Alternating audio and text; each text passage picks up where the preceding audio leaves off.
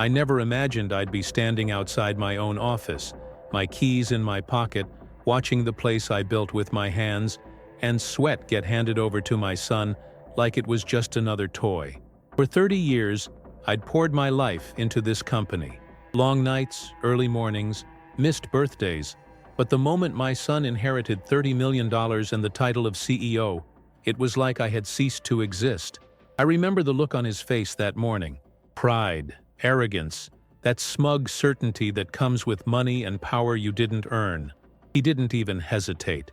"You've done your time, Dad. It's my turn now," he said. No discussion, no hesitation. Just a firm tone that shut me down before I could argue. I packed a bag with the few things I cared about in that office. My laptop, my favorite pens, a framed photo of the first day the company opened. As I walked past the glass walls, I caught glimpses of employees, some confused, some pitying, most avoiding my eyes. The place smelled like polished wood and ambition, but it no longer felt like mine. That night, sitting alone in my apartment, I could still hear his laughter echoing in my head. The same laugh I'd heard when he was a kid, when he was happy and innocent, now twisted with entitlement. I felt a knot in my stomach, a mix of anger, disbelief, and heartbreak. I had built this empire, and now I was nothing more than a visitor in my own life. And yet, deep down, I knew one thing. This wasn't over. Not by a long shot. The first few days outside the company were surreal. I wandered through the streets of Chicago, past the familiar skyline that had always felt like home, yet now seemed alien. The wind carried the scent of roasted coffee from street vendors, mixed with the metallic tang of the river, and every sound, the honking of horns, the chatter of tourists, the distant wail of sirens, felt sharper, more intrusive. It was as if the city itself was mocking me, reminding me that I had been stripped of everything I had worked for. At home, I tried to focus on normal routines. Breakfast, a quick jog, some emails, but even the simple act of sitting in my kitchen, looking out at the autumn leaves swirling in the wind, felt wrong. I'd been used to controlling my environment, making decisions that impacted hundreds of lives. Now my own world was on pause, dictated by someone who barely understood the weight of what I'd built. By the third day, my phone stayed silent, except for the occasional marketing alert or client inquiry that my assistant kindly forwarded. No calls from my son, no acknowledgement that he'd just torn the family apart and kicked his own father to the curb. I kept replaying our last conversation in my head, the sharpness of his words slicing through every memory of the man I raised him to be. I remember that evening in particular. I sat on the balcony, the city lights flickering like distant stars, and I could feel the emptiness settle into my chest. I thought about the early mornings at the factory, the endless nights negotiating contracts, the sacrifices I'd made so he could have opportunities I never had. And now he had taken all of that and reduced it to a transaction. Anger rose, simmered, and then transformed into something heavier, a quiet, simmering resolve. I wasn't the type of man to be written off, not after everything I had endured. I began plotting, not out of revenge at first, but out of necessity. I needed to understand what had changed in my son, why $30 million had turned him into someone unrecognizable, and if there was a way back, a way to reclaim not just my company but my dignity, I would find it. The first step, I realized, was patience. Watch. Wait. Let him stumble on his own hubris. I'd seen it before in business, in life, in men who thought power could replace wisdom. And I knew, deep down, the higher he climbed on shaky ground, the further he would fall. I lit a cigar that night, the smoke curling around me in the dim light of my apartment. The earthy, bitter taste filled my lungs, grounding me. I exhaled slowly, staring at the skyline, and made a silent promise to myself. He might have the title, the money, the office, but the game wasn't over. Not yet. By the fifth day, the cracks in my son's confidence started to show, though he didn't know it yet. I had been discreet, keeping tabs from the shadows, watching through contacts I'd built over decades. The office whispered his name like a cautionary tale, emails unanswered, projects delayed, employees hesitant to follow his lead.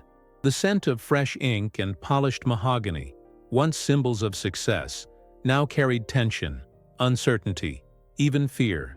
I remember walking past a diner that afternoon, the bell above the door jingling as I stepped inside. The smell of fried eggs and bacon mixed with brewing coffee, grounding me in the simplicity of life outside the empire. I overheard a conversation between two former colleagues, voices low, urgent. They were debating a recent decision my son had made, a hasty acquisition that threatened to sink months of careful planning. I smiled inwardly, though my lips stayed calm. Hubris was intoxicating, and he had drunk too deeply. That evening, I drove past the company in my old car, headlights cutting through the twilight fog. The building loomed, sleek and untouchable, yet I felt no fear, only a simmering anticipation. Inside, I imagined my son pacing his corner office, the weight of responsibility finally pressing against him like a physical force. For 30 years, I had carried that weight without complaint. Now I watched him flinch under it. Later I sat on my couch, running my hands over my beard, feeling the rough stubble like a reminder of time passing, of lessons earned. I couldn't help but think of the moments that led us here. Teaching him to ride a bike, helping with homework, late-night talks about ethics, respect, and honor. Money had changed him, but it hadn't erased the boy I raised entirely. There was still a chance to reach him, to remind him that leadership wasn't about inherited wealth, it was about responsibility, courage, and heart. As night fell, I poured a glass of bourbon, the amber liquid catching the dim light like captured fire. I took a slow sip, tasting the burn, feeling it settle into my chest. The warmth spread, matching the resolve I carried. I was patient, but I was not passive. I knew the week ahead would bring a reckoning, and I was ready. I stared at the phone, resisting the urge to call, resisting the temptation to step back in prematurely. Let him call me first. Let him come to realize that power without wisdom is a cage, and I was the key. By the 7th day, the cracks in my son's confidence were no longer subtle. They were loud, impossible to ignore. I had resisted intervening directly, letting him navigate the storm I knew would come. From my apartment across town, I could almost hear the rhythm of his panic, like a drumbeat behind the closed doors of my own office. Rumors filtered out through employees and associates. Deals falling apart, angry clients, staff questioning his authority. The empire I'd built wasn't crumbling, but it was trembling, and he was at the center of it, fumbling. I decided to go for a walk that evening, past the streets I had known since my youth. The wind had a chill that made me pull my coat tighter, but the crisp air cleared my mind. I passed a street musician playing the saxophone, the soulful notes cutting through the concrete jungle. I paused, listening, feeling the music vibrate through me. It reminded me of resilience, of endurance. That was me and my company, and no amount of money or arrogance could change that. Later, I went to a quiet bar I used to frequent after long days at the office. The smell of leather seats and aged whiskey was comforting, almost nostalgic. I found a corner booth and ordered a double bourbon. As I sipped, I let my mind wander back to the man my son once was. Curious, ambitious, eager to learn. Somewhere under the layers of entitlement, I knew that boy still existed. The challenge was reaching him before he made a mistake too big to recover from on his own. I spent hours replaying scenarios, thinking about the right moment to step back into his world. My phone buzzed intermittently with alerts, emails from old clients, minor crises, updates from my assistant who was loyal even after the upheaval. I read each one carefully, cataloging every error, every misstep. He hadn't yet called me, but I could feel the tension in his decisions growing. He was floundering, and pride was the only thing keeping him from admitting he needed me. Around midnight, I couldn't sleep. The apartment was silent, the city lights flickering through the blinds like distant stars. I poured another glass of bourbon, the liquid warming me as thoughts of confrontation swirled in my mind. I wasn't angry anymore, not fully. Anger was fleeting. What I felt now was something deeper, a slow, controlled determination. I wasn't here to punish him. I was here to reclaim what was mine and guide him to understand the weight of responsibility, the true cost of leadership. I picked up my phone, staring at the screen but not dialing. I would wait, Let him feel the sting of his choices. Let him realize that $30 million could buy a title, but it couldn't buy wisdom. If he came to me, it would be on his terms. And that was when the real lesson would begin. Sleep finally came in small bursts, restless and vivid. I dreamt of the office, of the empty halls echoing with laughter and whispers. In my dream, I walked through the building as though it were mine, each step confident, unshakable. I woke up with a sense of clarity. This wasn't just about money or a job title. This was about respect, legacy, and proving to the man I raised that leadership could not be inherited. It had to be earned. And deep down, I knew he would call. I just had to be ready when he did. It was on the 8th day that the first real signs of desperation appeared. I got a message from one of the senior managers I had trusted for years. A quiet note, almost apologetic. "He's making mistakes, Dad. Big ones. You should check in." I didn't respond. I didn't need to. Just reading the words was enough. My son had been so confident, so certain that the company could bend to his will. But confidence without experience is a dangerous thing. And now he was feeling the first real sting of reality. That evening, I decided to drive past the office again. The streets were quieter. The city dimmed under a settling fog. Streetlights reflected off wet pavement from a light drizzle, turning the asphalt into a mirror of the skyline. I slowed near the building, watching from a distance. Inside, I imagined my son pacing his office, the overhead fluorescent lights casting sharp shadows across his face. The smell of polished wood and expensive cologne no longer signaled power. It felt suffocating, tense, almost suffocating. I remembered my own early days as CEO, the nights I spent alone after board meetings, the weight of decisions pressing on me like an invisible hand. I had grown into the role, learned to shoulder mistakes, to correct them, to earn respect. He had none of that experience, and he was learning too late that money can't substitute for wisdom. I felt a quiet satisfaction, not cruel, but a deep awareness that life was finally teaching him the lesson he had ignored for so long. Back at my apartment, I sat at the table and pored over reports I had kept, the kind of internal documents that revealed weak spots and potential disasters. I wasn't just watching my son fail. I was understanding the patterns of his errors, tracing the ripple effects of his impulsive decisions. Each misstep was predictable, almost comical in its inevitability. But it also hurt to see him struggle in a world I had spent decades mastering. My heart ached, but not for him. At least, not fully. It ached for the version of him I once knew, the one capable of humility, patience, and honor. The night stretched on. The city outside was a dull hum, occasional sirens slicing through the quiet. I opened a window, the cool breeze carrying the scent of wet asphalt and burning wood from a distant fire pit. I inhaled deeply, letting the air fill my lungs. I had spent years breathing in ambition, and now I was inhaling clarity. This was no longer about anger. This was about strategy, about timing, about guiding him back before he broke something irreversible. And then, around 2 in the morning, my phone buzzed. I didn't recognize the number at first. Hesitant, I picked it up. His voice came through, tight, trembling, almost unrecognizable. "Dad, I need you, please. Can you come back?" I didn't answer immediately. I just listened, letting every word sink in. The arrogance was gone, replaced by fear and regret. Every syllable he spoke confirmed what I already knew. Pride had blinded him, but now the consequences were impossible to ignore. I leaned back in my chair, the leather creaking under me, bourbon forgotten on the table. This was the moment I had anticipated, the culmination of patience and observation.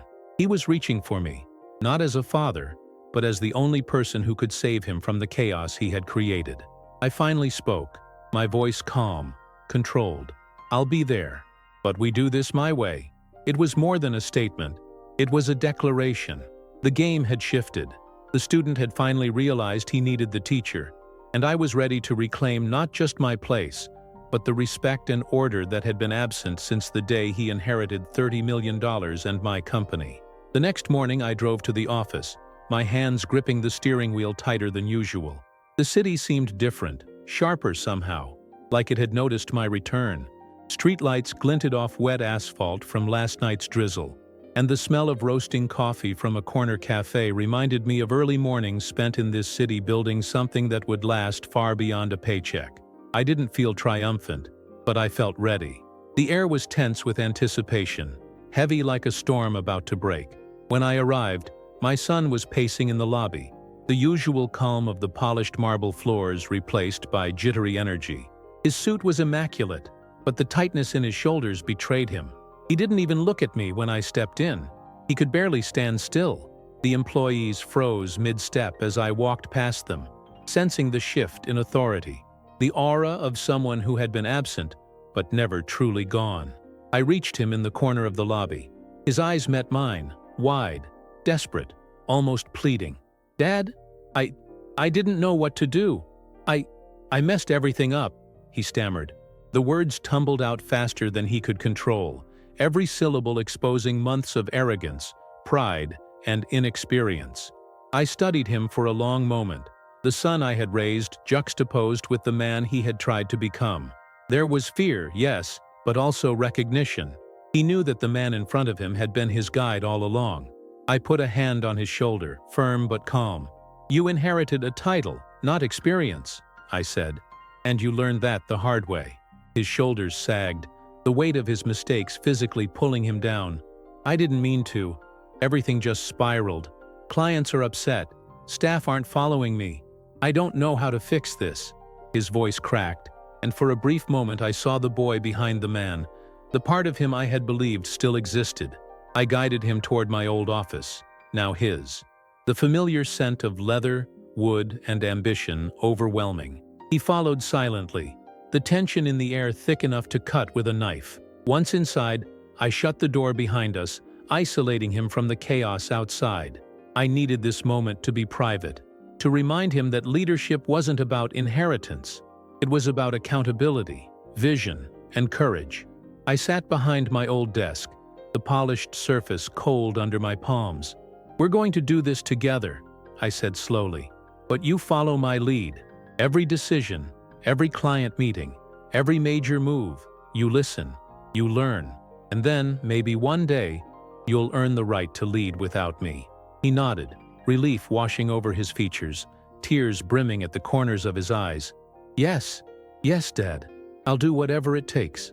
I leaned back, letting a slow breath out, feeling the tension in my body ease for the first time in a week. This wasn't just a return to the office.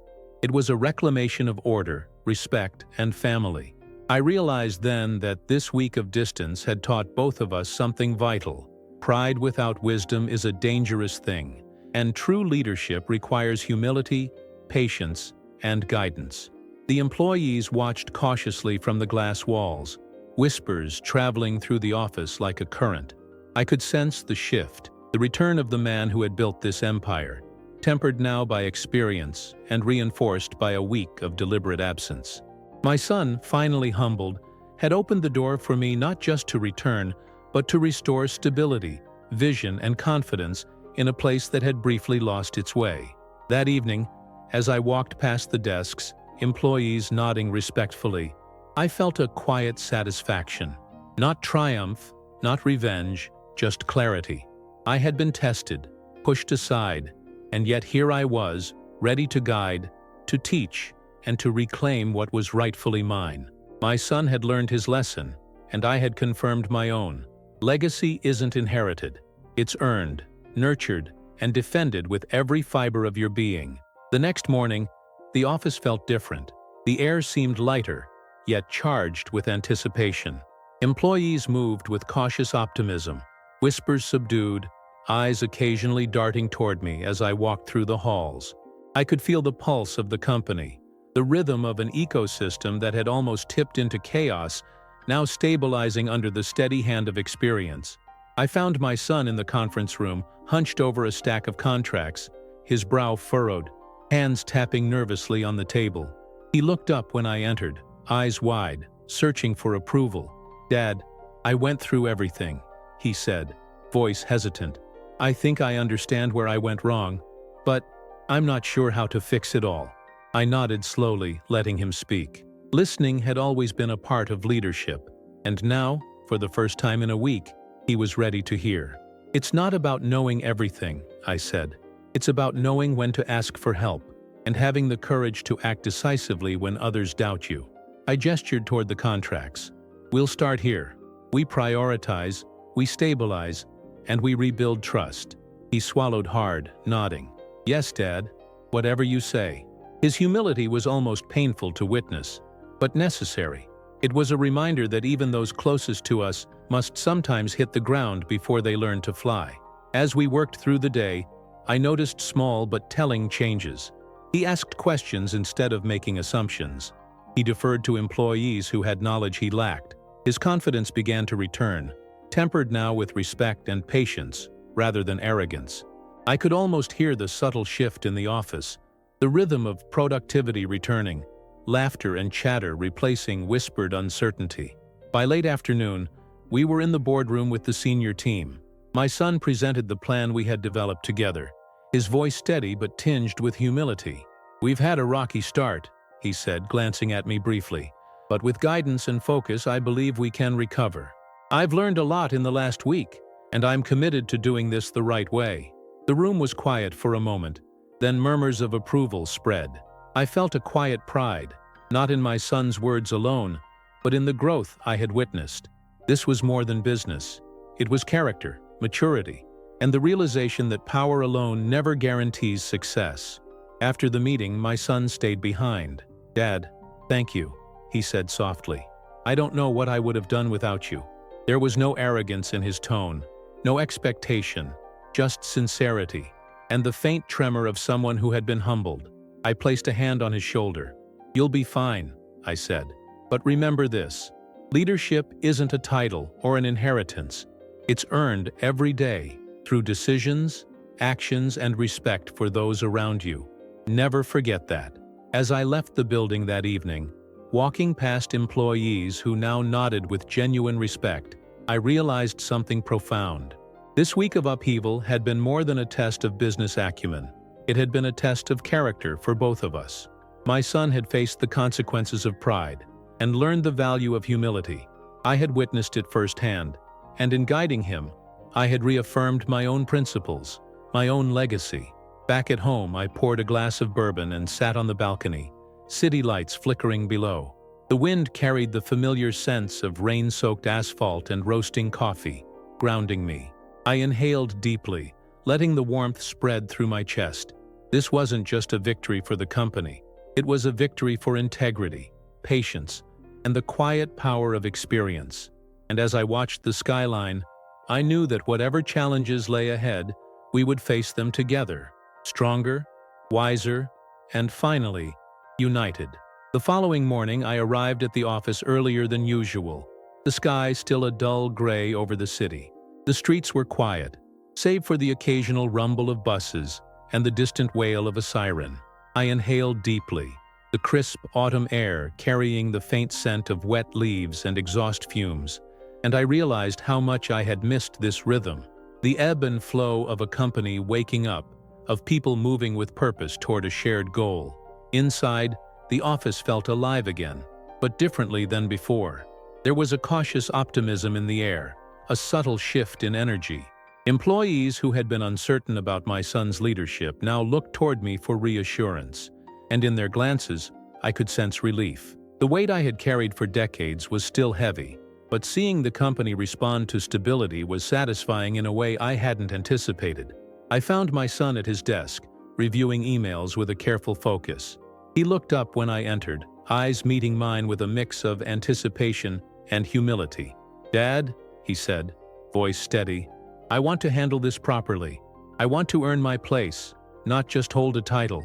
The sincerity in his words struck me. I had never doubted his potential, only his readiness, and now that he had tasted the consequences of overconfidence, I could see the man I had always hoped he'd become.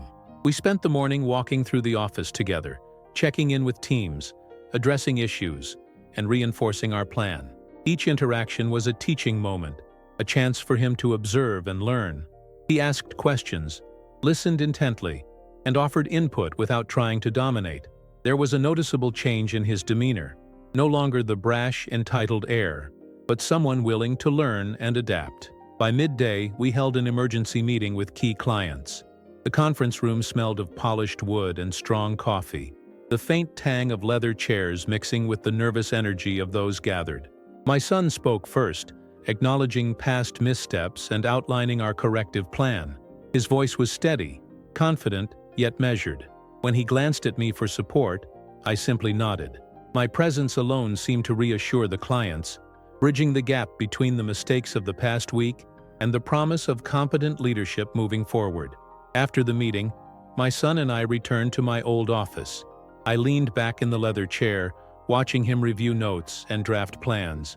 "You're doing well," I said, voice low, almost a whisper. "But remember, leadership is more than solving problems.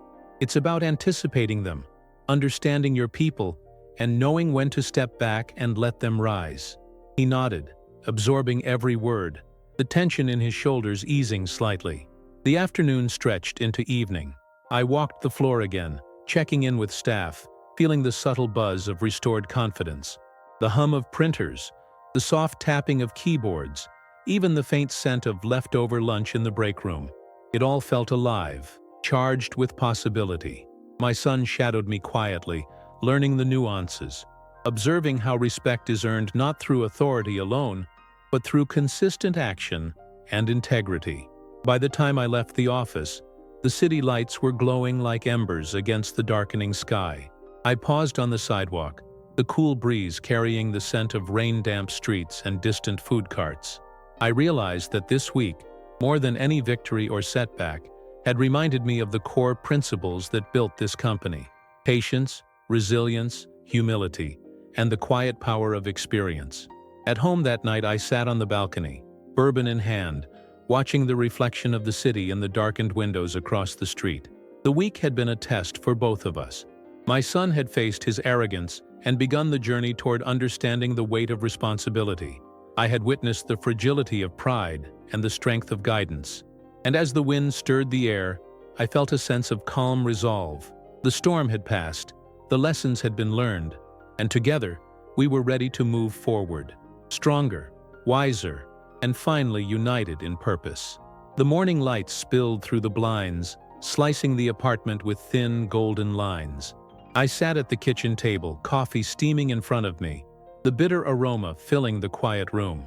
The city was waking slowly, distant horns, chatter, and the occasional siren blending into a low hum that felt like the pulse of life itself. I drank deeply, tasting the sharp, dark liquid, letting the warmth settle into my chest. Today wasn't just another day at the office. It felt like the beginning of something new, a reset after a week of upheaval, lessons, and reckoning. When I arrived at the company, the streets seemed different, almost alive with anticipation. The autumn air carried the tang of wet leaves and asphalt, mingled with faint coffee and exhaust fumes. Employees looked up as I entered, some with cautious smiles, some with wide-eyed relief. It was subtle, but I could feel the difference. Confidence, respect, and trust were slowly returning, and I could see it in the way people straightened their posture and held their heads higher. I found my son in the main office, a stack of reports in front of him. His posture was tense but controlled, his eyes scanning the pages with focus. He looked up as I approached, and for a brief moment, I saw that same uncertainty from a week ago, the fear of failure, but now it was tempered with humility and determination. "Dad," he said quietly, "I've gone over every department. I see where I went wrong. I think I understand the scope of responsibility now." His voice carried a weight it hadn't before, the tone of someone who had finally glimpsed the depth of the world he'd tried to lead without preparation. I placed a hand on his shoulder, feeling the slight tremor in his arm. "Understanding is the first step," I said. "The next is action. Leadership is about facing reality head-on, making tough choices, and guiding others with both authority and care. You've learned humility, and now it's time to apply it." Saib, we spent the morning walking through the office together. I introduced him to staff he hadn't interacted with, guided him through client emails, and corrected small but critical errors he had overlooked. Each interaction was a teaching moment. I noticed how he listened, really listened, instead of assuming he already knew the answers. The difference was stark. A week ago, he had bulldozed through decisions with arrogance. Today, he approached each situation with thoughtfulness and attention, a visible change that the staff noticed immediately. By midday, a critical client call came through. My son took the lead, his voice steady, measured, acknowledging past mistakes and laying out a detailed plan for moving forward. I stayed silent in the background, observing. The client responded positively, relieved by the clarity and honesty, and the shift in their confidence mirrored the transformation I had seen in my son. After the call, he turned to me with a tentative smile. "Did I handle that well?" he asked. I nodded, feeling a swell of pride that was tempered by the awareness that this was only the beginning. The afternoon stretched long and tense.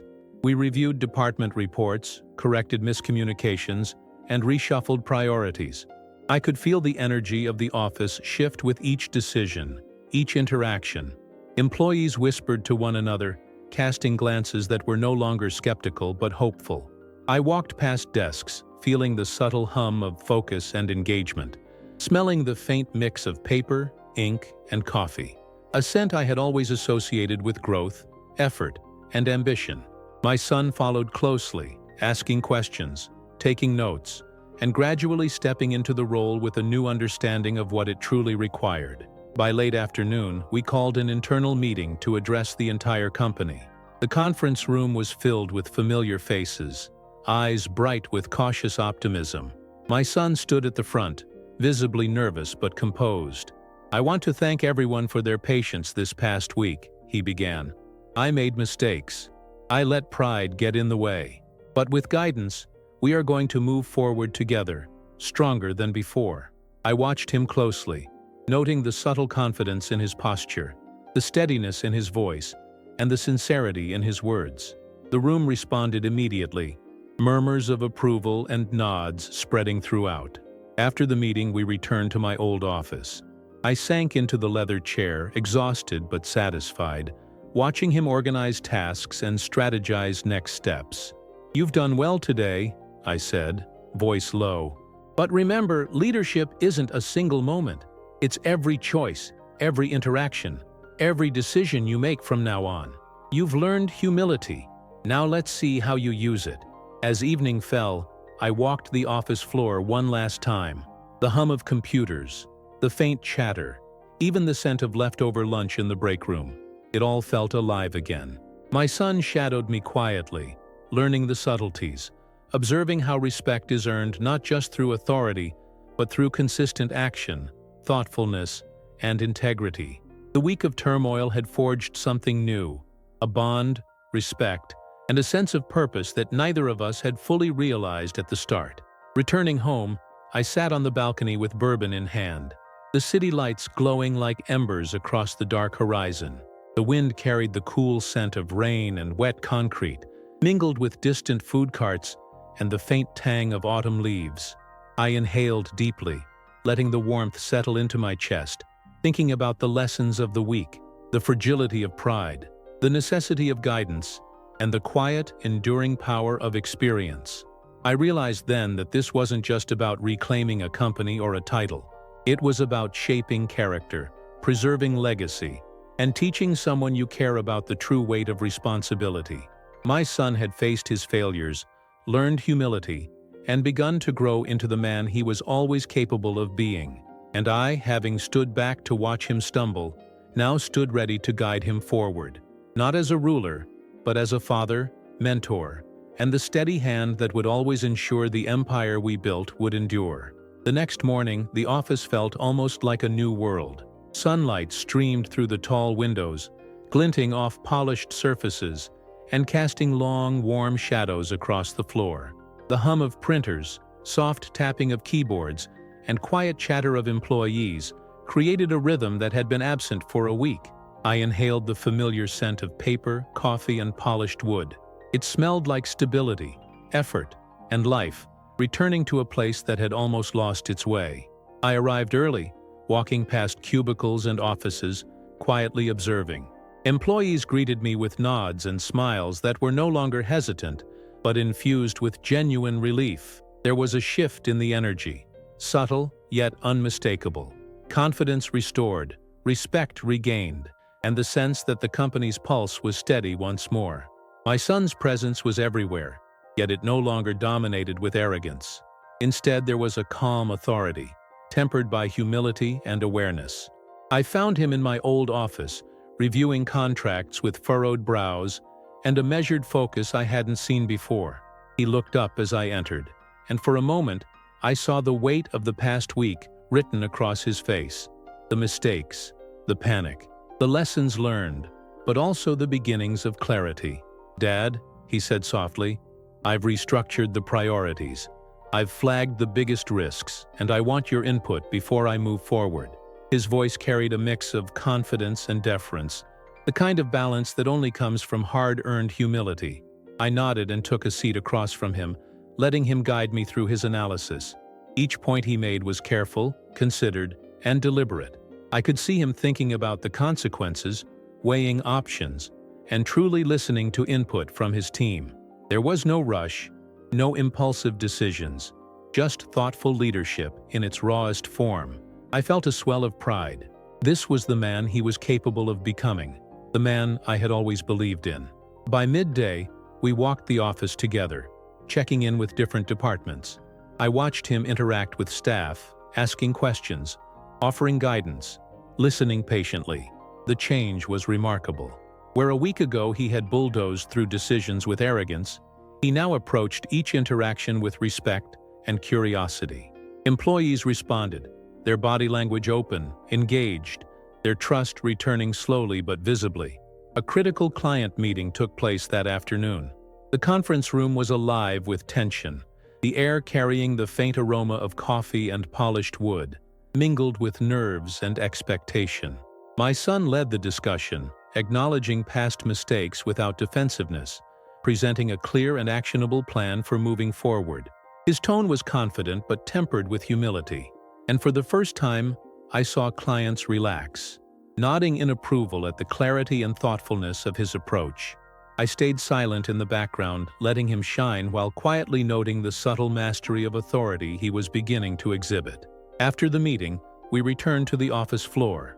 I observed him managing tasks, delegating, and offering input without dominating.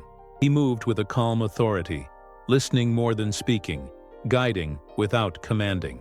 Each decision reflected the lessons of the past week, the cost of pride, the importance of experience, and the power of humility. I felt a quiet satisfaction in watching him transform, not just as a leader, but as a man who understood the weight of what he had inherited. By evening, I walked through the building alone, past desks and offices now buzzing with productivity. The hum of life, the smell of coffee and paper, even the faint whir of the air conditioning, it all felt alive, charged with possibility. My son followed behind me, taking notes and asking questions, his posture straight but relaxed, his eyes thoughtful. The week of chaos had forged something new in him, and I could see the beginnings of a leader who would earn respect not through inheritance, but through action. When I left the office, the city lights glowed like embers against the darkening sky. The cool breeze carried the scent of wet leaves and distant food carts, mingling with the faint tang of rain-soaked asphalt. I paused on the sidewalk, taking a deep breath, feeling the weight of the past week lift slightly. The lessons had been learned, mistakes faced, and humility embraced. The company was steady again, and my son had taken the first real steps toward becoming the man I always knew he could be. Back at home, I poured a glass of bourbon and sat on the balcony, watching the city shimmer below.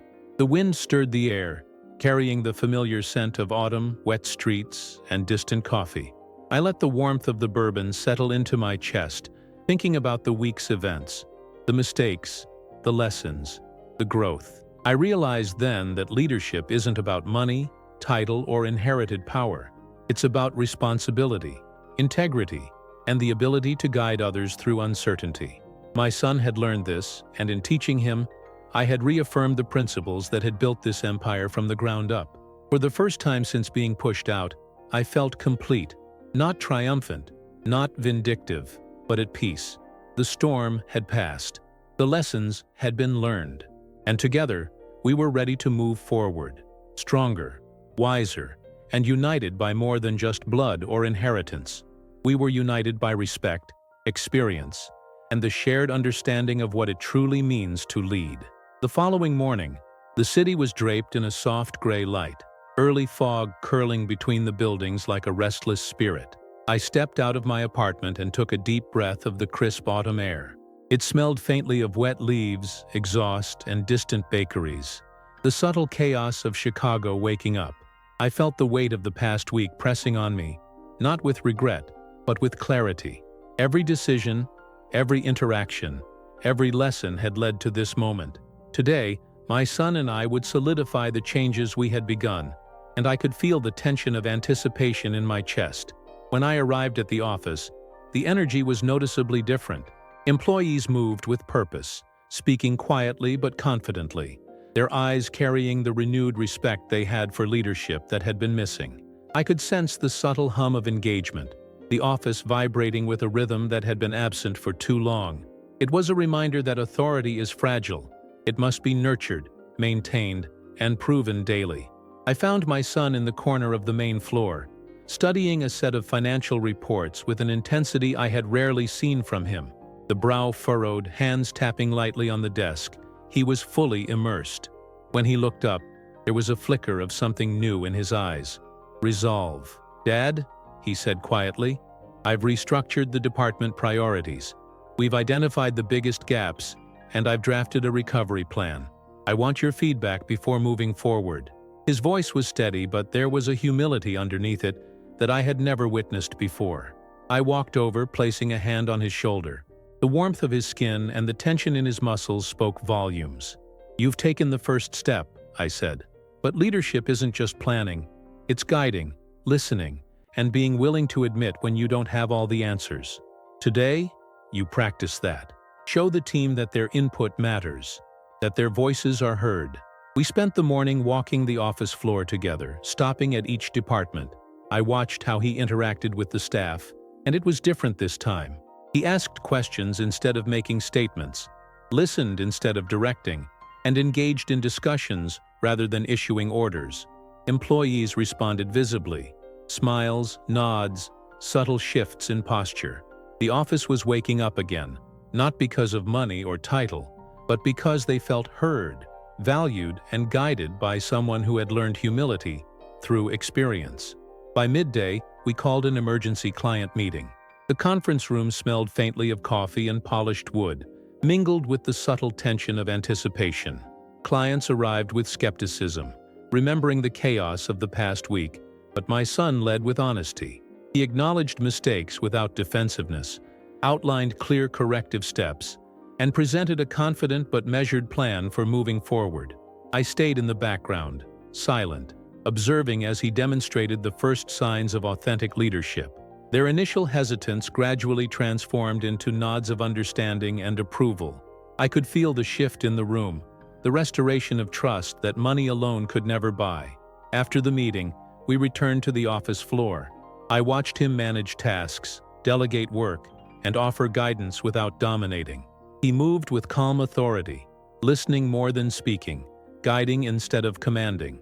Every decision reflected the lessons of the week, the consequences of pride, the power of humility, and the subtle skill of influence through integrity. I felt a quiet satisfaction watching him transform before my eyes. As the afternoon stretched into evening, I walked the office floor alone. The hum of computers, the low chatter, and even the faint scent of leftover lunch in the break room made the building feel alive again. My son followed quietly, observing, taking notes, learning the subtleties of leadership that can't be taught in a classroom or purchased with money. The week of turmoil had forged something new, a bond, respect, and a sense of purpose that neither of us had fully realized before. When I finally left the office, the city was bathed in the golden glow of dusk. Streetlights reflected on wet pavement, mingling with the smell of rain, asphalt, and roasting street food. I paused on the sidewalk, inhaling deeply, feeling the weight of the past week lift from my shoulders. The lessons had been learned, the chaos addressed, and humility embraced. The company was steady again, and my son had taken the first real steps toward becoming the leader I had always known he could be. Returning home, I poured a glass of bourbon and stepped onto the balcony. the wind carrying the faint scent of wet leaves and distant coffee. I watched the city shimmer below, reflecting on the events of the past week. This wasn't just a victory for the company, it was a victory for integrity, mentorship, and the quiet power of patience. Leadership isn't about inheritance, it's about responsibility, respect, and the courage to guide others through uncertainty. My son had learned this lesson, and in teaching him, I had reaffirmed the principles that had built this empire from the ground up. Sitting there, watching the city glow beneath the night sky, I realized that our journey wasn't over. There would be more challenges, more mistakes, and more moments of doubt. But now, we were prepared. Together we would face them, not as father and son fighting over a title, but as partners, bound by respect, experience, and the shared understanding of what it truly means to lead. The next morning, the city was alive with a soft, diffused light, the fog lingering like a memory that refused to leave. I stepped out onto the streets of Chicago, inhaling the sharp scent of wet asphalt mingled with roasted coffee, drifting from a corner cafe. The air was cool, brushing against my face, a reminder that autumn had settled in fully, and with it, a quiet sense of clarity and renewal. I felt it deep in my chest. The weight of the past week had not disappeared, but it had transformed. What had begun as anger, resentment, and disbelief had evolved into focus, determination, and a sense of purpose. When I entered the office, I was immediately struck by the change in atmosphere. Employees moved with confidence, not arrogance, and there was a palpable energy that hadn't existed before. The hum of printers, the soft tapping of keyboards, and the occasional ring of a phone blended together into a rhythm that mirrored the life returning to the company. My son was at his desk, reviewing reports with a meticulous focus that spoke volumes about his transformation. There was still a tension in his posture, the faint trace of someone who had been humbled by experience, but it was tempered by a newfound awareness. "Dad," he said, glancing up, "I've identified the areas where we're most vulnerable. I've drafted plans to address them, and want your guidance before we move forward." His voice was steady, measured, but beneath it lay a trace of humility and respect that I hadn't seen from him in years. It was a reminder that growth doesn't happen in a moment. It is forged in struggle, mistakes, and lessons hard-earned. I took a deep breath and placed a hand on his shoulder. "You've learned the first and most important lesson, humility. Now it's time to apply it. Leadership is not about knowing everything or holding the title. It's about listening, adapting, and making choices that others can follow." He nodded, absorbing the words as though they were both a challenge and a promise. We spent the morning walking through departments, engaging with staff, observing processes, and addressing concerns. I watched my son interact with employees, asking questions rather than issuing commands, acknowledging input rather than dismissing it. The difference was stark. A week ago, he had bulldozed through decisions with entitlement and ego. Today, he listened, considered, and acted with thoughtfulness. Staff responded with openness, a visible shift in body language that spoke volumes about the restoration of trust. By midday, a critical client call came through. My son led the discussion, presenting the issues honestly and laying out actionable steps to correct them. I observed quietly, noting the subtle changes in tone, pacing, and confidence. His voice was clear, deliberate, and respectful, acknowledging mistakes without defensiveness, demonstrating competence and sincerity. The client's initial hesitation melted into cautious optimism, and I could see the beginnings of restored relationships, the intangible proof that leadership isn't measured by money or title, but by action, accountability, and integrity. After the call, we returned to my old office to debrief. I watched him organize tasks, prioritize projects, and delegate responsibility thoughtfully. He moved with calm authority, a stark contrast to the impulsive, overconfident man from just a week ago. Each decision reflected the lessons of the past 7 days. The price of pride, the importance of listening, and the subtle art of influencing through respect rather than fear. I felt a quiet satisfaction as I watched him grow before my eyes. The afternoon stretched long and productive. Employees worked with renewed energy, the office buzzing with a rhythm of efficiency and collaboration. The faint scent of paper, ink, and coffee permeated the air, a comforting reminder of the work that built the company from the ground up. My son shadowed me closely, asking questions, observing interactions, and taking notes. I realized that leadership is not only learned through instruction, but also through observation, reflection, and practice. As evening fell, I walked through the office one last time, pausing to observe the subtle transformations, the nods of respect from staff, the careful attention to detail in every department, the quiet hum of productivity. My son followed, no longer the arrogant heir but a student of leadership in real time. He had learned a week's worth of lessons that money could never buy, and I felt a deep sense of pride and relief. Returning home, I poured a glass of bourbon and stepped onto the balcony. The city stretched below, streets glistening with the residue of a passing rain, lights flickering like tiny fires against the encroaching darkness. The air carried the scent of damp leaves, roasted coffee, and the faint tang of asphalt, a mixture both grounding and invigorating. I sipped the bourbon slowly, letting the warmth settle into my chest, reflecting on the past week. The son I had raised had been humbled, transformed, and guided back toward the path of wisdom and responsibility. I realized then that leadership, legacy, and trust are fragile. They can be lost in moments of pride, entitlement, and impulsiveness. But they can also be rebuilt through patience, guidance, and the willingness to learn from mistakes. My son had faced his failures, embraced humility, and begun to grow into the man I had always believed he could be. And I, having stood back to watch, now stood ready to support him, not as a ruler asserting dominance, but as a father, mentor, and guide. As the night deepened, I sat in quiet reflection, watching the city pulse below. The week of chaos, panic, and hard lessons had forged something lasting, not just in the company, but in my son, in me, and in the bond between us. Together, we had learned that true leadership is earned, nurtured, and defended every day. And now, united in purpose, experience, and respect, we were ready for whatever challenges lay ahead, stronger and wiser than ever before. The next morning, the city was cloaked in the soft silver light of early autumn, the fog lingering between the skyscrapers like a low, restless tide. I stepped out into the streets, inhaling the crisp air tinged with wet asphalt, roasted coffee, and the faint scent of burning leaves. The quiet hum of the city, distant traffic, the occasional siren, the rustle of leaves, felt alive, almost deliberate, as if even the streets themselves were aware of the subtle transformation that had begun within me, within my son, and within the office. When I arrived at the company, the energy was immediately noticeable. Employees moved with renewed purpose, confidence tempered by awareness, not arrogance. The hum of printers, soft tapping of keyboards, and low murmur of conversation merged into a rhythm that reflected the stability returning to the workplace.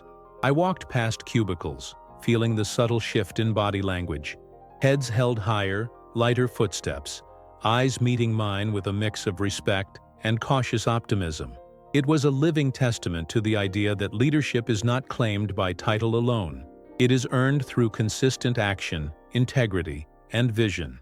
I found my son in the corner office, hunched over reports and spreadsheets with a concentration that bordered on reverent, his brow furrowed, fingers tapping lightly on the desk as his mind worked through the complex web of priorities and deadlines. When he looked up, I could see the residual tension from the past week lingering around his shoulders, but it was accompanied by a clarity and focus I hadn't witnessed before. "Dad," he said, voice steady, "I've gone over every department and drafted a recovery plan. I want your input before I finalize anything." There was humility in his tone, a recognition of his previous missteps, and a quiet determination that told me he had internalized the lessons I had hoped he would. I placed a firm hand on his shoulder. "You've learned the hardest part, humility," I said. "Now comes the ongoing work. Leadership is measured not by the mistakes you make, but by how you respond, guide, and inspire others in their wake. Today, we reinforce that.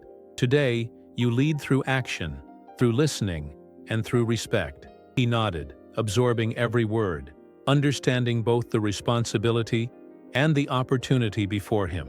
We spent the morning walking through the office together, addressing employees, checking on departments, and observing processes. I watched him interact with staff, asking questions, valuing opinions, acknowledging expertise. The difference was profound. Where a week ago he had bulldozed through with entitlement, now he sought collaboration, demonstrating patience and openness. The staff responded in kind, engagement visible in smiles, posture, and the careful attention they paid to his words. It was as if a tide had shifted, confidence returning to those who had been hesitant or uncertain. By midday, a critical client meeting was scheduled. The conference room, scented faintly of polished wood and strong coffee, was tense with anticipation. Clients arrived, still wary from the chaos of the previous week. But my son led the conversation with honesty, clarity, and measured confidence. He acknowledged mistakes without defensiveness, outlined a concrete recovery plan, and projected calm authority without arrogance. I remained silent, observing, but felt the relief ripple through the room as clients began to nod in agreement, reassured by the combination of competence and humility. After the meeting, we returned to the office floor. I watched him manage tasks, delegate responsibility, and provide guidance without dominating. Every action reflected the lessons of the past week: the price of pride, the power of humility, and the skill of leading through influence rather than intimidation. I felt a quiet pride, tempered by the knowledge that this was just the beginning of a long journey, one where experience, reflection, and perseverance would continue to shape him. The afternoon stretched into evening. The office buzzed with renewed energy, computers humming, conversations low but purposeful, the faint aroma of leftover lunch and brewing coffee filling the air. My son shadowed me, observing interactions, asking questions, and taking mental notes. I realized then that leadership is learned not through inheritance or sudden insight, but through observation, experience, and reflection. The past week had been a crucible, forging not only the company's stability, but also my son's character. When I finally left the office, the city had shifted to the deep glow of dusk. Streetlights reflected off damp asphalt, mingling with the scent of rain-soaked streets and distant food carts. I paused on the sidewalk, inhaling deeply, feeling the weight of the past week lift slightly. My son had faced his pride, learned humility, and taken the first meaningful steps toward true leadership. The company was steady, the employees engaged, and the foundation for future growth had been reinforced. At home, I poured a glass of bourbon and stepped onto the balcony. The wind carried the scents of autumn leaves, wet pavement, and roasting coffee from nearby cafes. I sipped slowly, letting the warmth settle into my chest, reflecting on the lessons of the past week, the fragility of pride, the necessity of guidance, and the enduring power of experience. My son had begun to grow into the man I had always believed he could be, and I, having observed, guided, and corrected, now stood ready to support him, not as a ruler asserting dominance, but as a father, mentor, and steady hand guiding the next chapter of both his life and the company we had built together. The night deepened, and I sat in quiet reflection, watching the city pulse below. The week of chaos, hard lessons, and humble realizations had forged something lasting, not just in the company, but in my son, in me, and in the bond between us. Together, we had learned that true leadership is earned, nurtured, and defended every day. And now, united in purpose, experience, and respect, we were ready for whatever challenges lay ahead, stronger, wiser, and inseparable in our shared understanding of what it truly means to lead. The morning air was crisp, carrying the sharp scent of damp leaves and asphalt, tinged faintly with the aroma of roasted coffee drifting from nearby cafes. I walked to the office slowly, each step deliberate, feeling the weight of the week's events press lightly on my shoulders, not as a burden, but as a reminder of the lessons we had both endured. The city hummed quietly around me, the distant roar of traffic, the occasional siren, and the rustle of leaves in the wind. But within that hum, I sensed the same pulse returning inside the office: rhythm, order, and purpose. Upon entering the building, the difference was immediately palpable. Employees moved with confidence tempered by respect, their energy no longer tentative but focused. There was a subtle buzz, a quiet excitement, a sense that the office was alive again under steady guidance. I walked through the halls, taking in the faint scent of coffee, paper, and polished wood, and I could see it in the eyes and posture of those around me. Trust had been restored, not because of my presence alone, but because my son had embraced the lessons of the past week. I found him in my old office, hunched over spreadsheets with a sharp focus.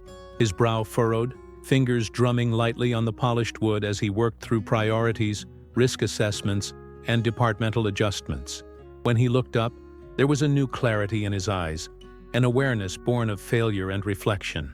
"Dad," he said quietly, voice steady, "I've reorganized the teams, addressed the major weaknesses, and outlined a plan to move forward.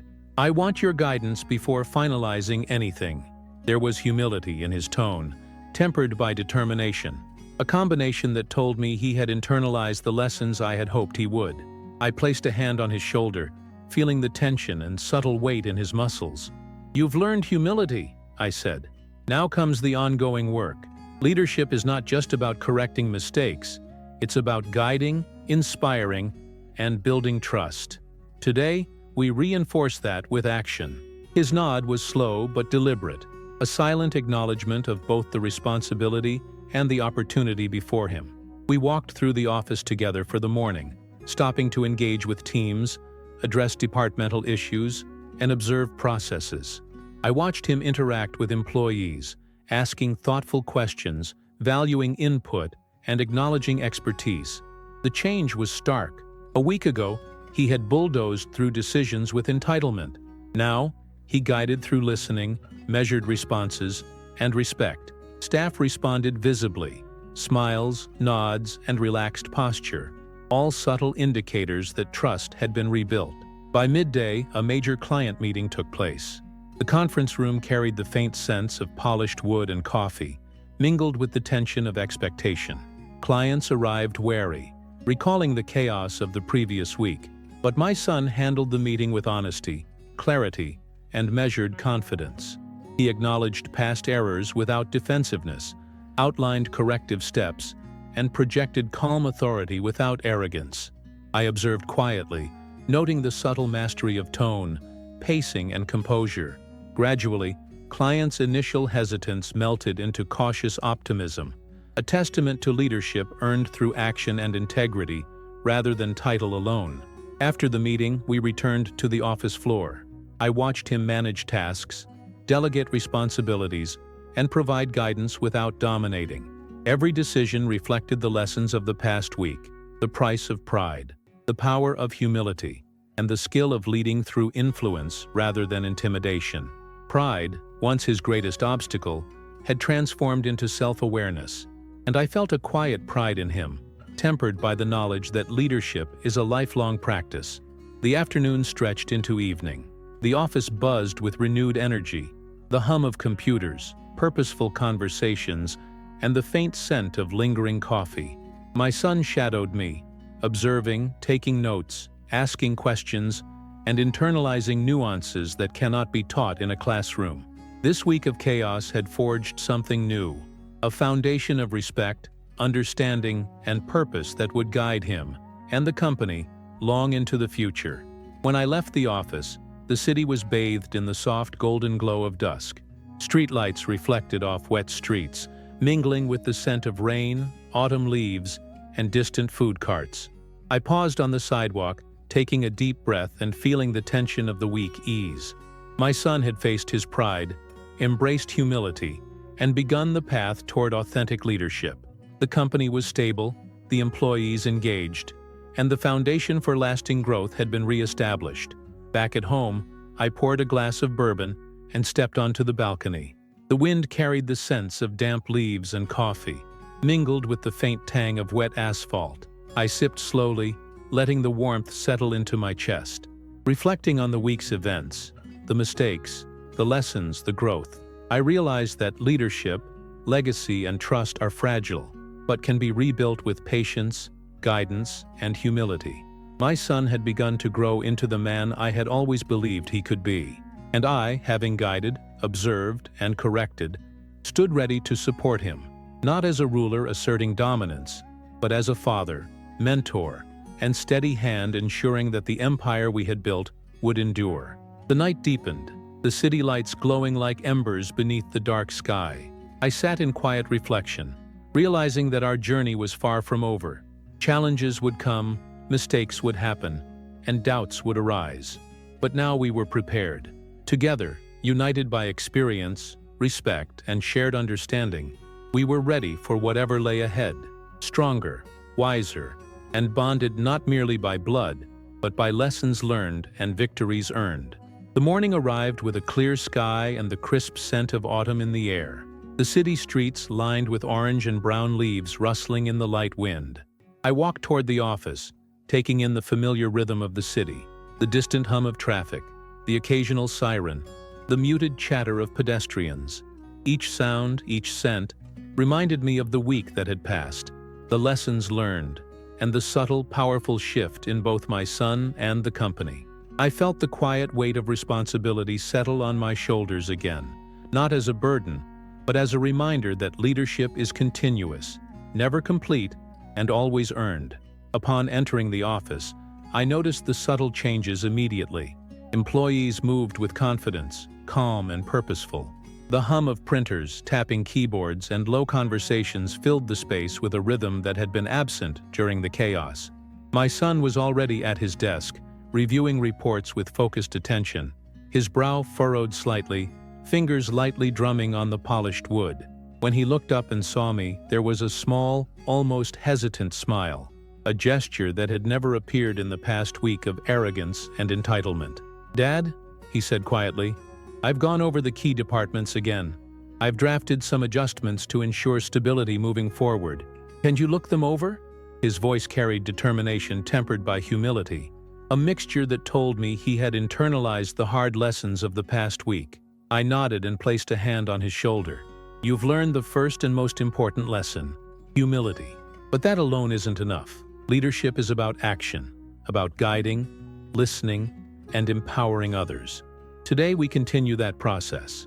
He nodded, understanding not just my words but the weight behind them, the responsibility, the expectation, and the opportunity to prove himself. We spent the morning walking the office floor together. I watched him interact with employees, asking questions, acknowledging expertise, and listening to concerns rather than dictating solutions. The difference was remarkable. A week ago, he had bulldozed through decisions with entitlement. Now he led with patience, curiosity, and care. Staff responded in kind, nodding, smiling, and visibly engaging in conversations rather than withdrawing. The subtle transformation in energy was unmistakable. By midday, we had an important client call. The conference room smelled faintly of coffee and polished wood, mingled with a subtle tension of anticipation. Clients arrived wary, still aware of the past week's turmoil, but my son handled the call with a balance of honesty, clarity, and measured confidence. He acknowledged past mistakes without defensiveness, outlined corrective steps, and projected calm authority. I observed quietly from the back of the room, noting how his tone, pacing, and demeanor shifted the energy in the room. Gradually, the client's initial skepticism softened into cautious optimism, a powerful reminder that respect and trust are earned, not bought. After the meeting, we returned to my office to review progress. I watched him manage tasks, delegate responsibility, and provide guidance without imposing. Each decision reflected the lessons of the past week, the cost of pride, the power of humility, and the subtle art of influence through respect and example. I felt quiet pride, tempered by the awareness that growth is ongoing. Leadership isn't static. It's forged in every choice, every interaction, and every challenge faced with clarity and purpose. The afternoon stretched long and productive. The office hummed with energy, computers softly whirring, voices low but purposeful, and the faint scent of coffee lingering in the air. My son shadowed me, taking notes, asking questions, and internalizing the subtleties of leadership that cannot be taught in a textbook. This week of chaos had forged something new, a bond, respect, and a sense of purpose that neither of us had fully realized before. As evening approached, I walked the office one last time, observing the subtle transformations. Staff engaged and attentive, projects moving forward efficiently, and a palpable rhythm of stability. My son followed behind, no longer the arrogant heir, but a student of leadership in real time. The past week had been a crucible, testing patience, humility, and resolve, and now we were emerging stronger, aligned, and ready for the challenges ahead. Returning home, I poured a glass of bourbon and stepped onto the balcony. The city lights shimmered below, streets wet from a passing drizzle, reflecting the glow of street lights like liquid gold. The wind carried the scent of damp leaves, roasted coffee, and faint asphalt. I sipped slowly, letting the warmth settle into my chest. Reflecting on the past week, I realized that true leadership is fragile, easily lost to pride, but capable of being rebuilt with guidance, patience, and humility. My son had begun to grow into the man I always knew he could be, and I now stood ready to support him, not as a ruler asserting dominance, but as a father, mentor, and steady hand, guiding both him and the company forward. The night deepened, and I sat quietly, watching the city pulse below. Challenges would come, mistakes would happen, and moments of doubt would arise.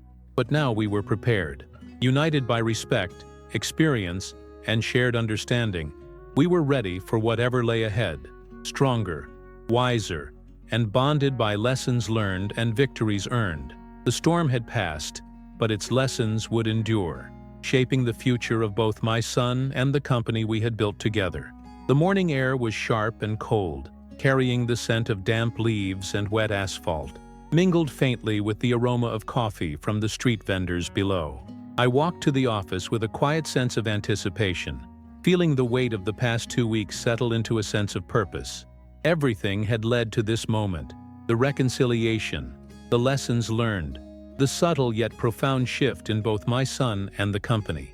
Today was about cementing that transformation, showing him what leadership truly required, and watching him step fully into the role he had inherited but now earned. When I entered the office, the atmosphere was electric but grounded. Employees moved with confidence and focus, their interactions filled with respect and collaboration. The faint hum of printers and keyboards, the quiet murmur of conversations, and the subtle aroma of paper and coffee blended together, creating a rhythm that spoke of restored order and purpose. I could see in their eyes the relief and renewed trust. They no longer feared chaos or mismanagement. They believed in leadership, and now in my son, guided by the lessons he had learned. I found him in the main office, poring over the day's agenda with precise focus. His posture was straight, his hands steady, his eyes calm but alert. When he looked up and saw me, there was a small, grateful smile, a gesture that had never appeared in the week of arrogance and entitlement. "Dad," he said quietly, "I've organized the priorities, spoken with department heads, and clarified our strategy for the quarter. I think we're ready for the board meeting this afternoon." There was humility in his voice, tempered by a quiet confidence that only comes from real experience. I placed a hand on his shoulder. "You've done well," I said. "But remember, leadership is more than planning. It's about presence, action, and the trust you inspire in others. Today, you'll demonstrate everything you've learned. Step into the room not as a man seeking validation, but as a leader ready to guide." He nodded, absorbing the weight and significance of my words. We spent the morning walking through the office, meeting with teams and addressing last-minute questions. I watched him listen attentively, acknowledge expertise, and guide without dominating. The difference was striking. A week ago, he had bulldozed through decisions with arrogance. Today, he was measured, deliberate, and effective.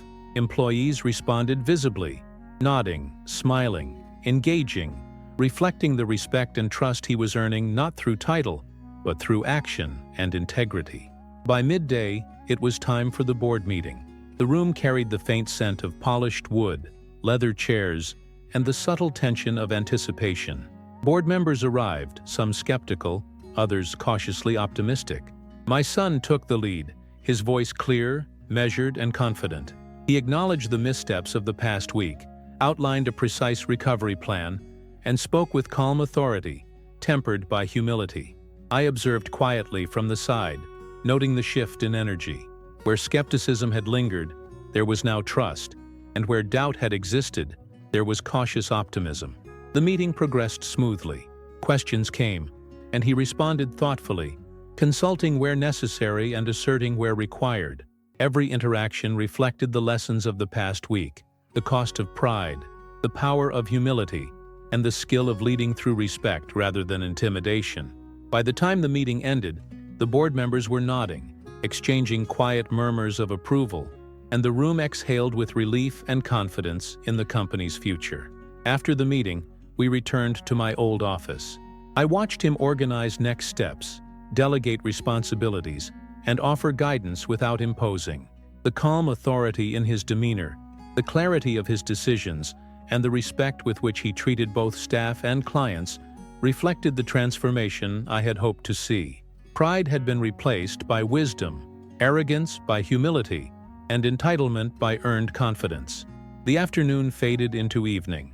The office buzzed with quiet energy, staff moving with purpose, computers softly whirring, and conversations low but focused.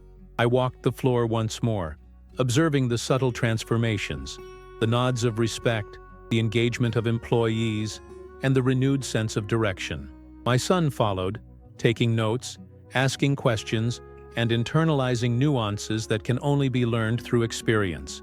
He was no longer the man who had arrogantly inherited a title. He was now a leader in his own right, forged through trial, reflection, and guidance. As I left the building, the city was bathed in the golden glow of dusk. Streetlights reflected off wet pavement, mingling with the scents of rain-soaked leaves, roasted coffee, and distant street food. I paused, taking a deep breath, letting the warmth of accomplishment settle in my chest. The storm of the past week had passed. My son had faced his failures, embraced humility, and taken the steps necessary to become a true leader. The company was stable, the staff engaged, and the foundation for future growth had been reinforced. Back at home, I poured a glass of bourbon and stepped onto the balcony. The wind carried the scents of damp leaves, wet asphalt, and roasting coffee. I sipped slowly, letting the warmth spread through me, reflecting on the journey of the past 2 weeks. Leadership, legacy, and trust are fragile, easily lost to pride, but they can be rebuilt with guidance, patience, and humility. My son had grown into the man I had always known he could be, and I now stood ready to support him, not as a ruler asserting dominance, but as a father, mentor, and steady hand guiding both him and the company into a future full of promise. Sitting there, watching the city shimmer beneath the night sky, I realized that our journey wasn't just about reclaiming a company, it was about building character, understanding responsibility, and forging bonds that endure. The week of chaos had ended, but its lessons would last forever. Together, united in purpose, experience, and respect, we were ready for whatever lay ahead, stronger, wiser, and inseparable in our shared understanding of what it truly means to lead.